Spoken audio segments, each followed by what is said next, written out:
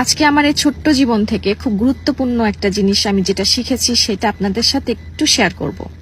এই যে আমরা যে সবসময় বলি যে এটা আমার, সেটা আমার, ওটা আমার, আসলে কি আমার? আপনার কাছে যা আছে, আমার কাছে যা আছে, আসলে কি আমাদের?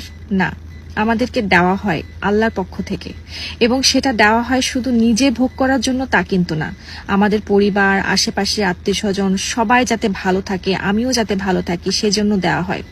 কিন্তু আমরা সবসময় নিজের কাছে থাকা জিনিসগুলাকে একান্তই নিজের মনে করি, নিজেই ভোগ করতে চাই এবং আশেপাশের দিকে তাকাইতে চাই না।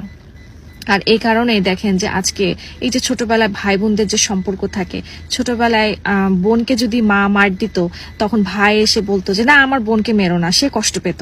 আবার ভাইকে যদি মা বাবা বকা দিত, বোন দূরে দাঁড়ায় দাঁড়ায় কান্না করতো। কি মধুর একটা সম্পর্ক, তাই না? এর মূল কারণ কিন্তু হচ্ছে সম্পত্তি। আমি সব পরিবারের কথা বলবো না, কিন্তু আজকালকার যুগের বেশিরভাগ পরিবারে কিন্তু এই সম্পত্তির জন্য ভাই বোনের সুন্দর একটা সম্পর্ক ধ্বংস হয়ে যাচ্ছে, ভাই বোনের সম্পর্কগুলো বিচ্ছেদ হয়ে যাচ্ছে, নষ্ট হয়ে যাচ্ছে।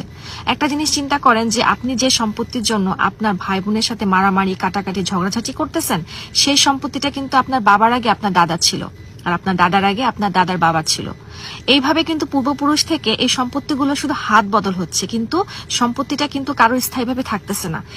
ভালো মানুষের মধ্যে এই 5টা লক্ষণ রয়েছে।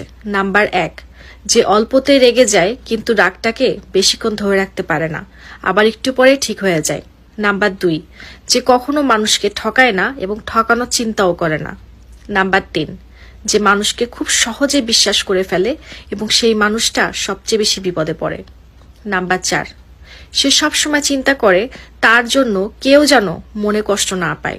আর নাম্বার 5, সে সবসময় মানুষকে সাহায্য করবে কিন্তু কখনোই তাদের কাছ থেকে কোনো কিছু আশা করবে না। এই 5টা লক্ষণ যাদের মধ্যে রয়েছে তারা অবশ্যই ভালো মানুষ।